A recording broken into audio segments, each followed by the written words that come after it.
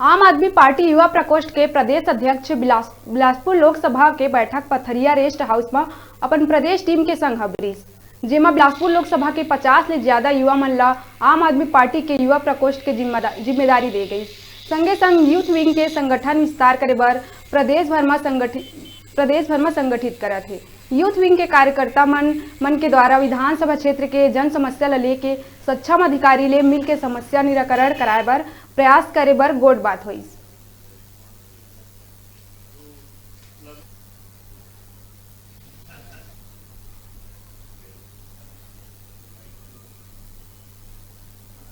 जो है Pathariya rest house में हमार आम आदमी पार्टी यूथ विंग के मीटिंग रही है।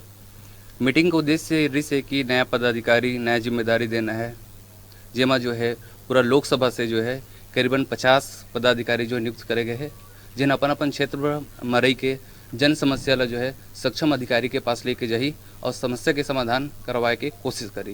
प्रदेश में छत्तीसगढ़ में युवा मन ला जोड़े के काम चला थे। आप मन देखे हो पिछले अंतागढ़ में भी हमारे मन के संगठन के विस्तार होइस और पूरा प्रदेश में हर जगह में संगठन विस्तार काम चला थे।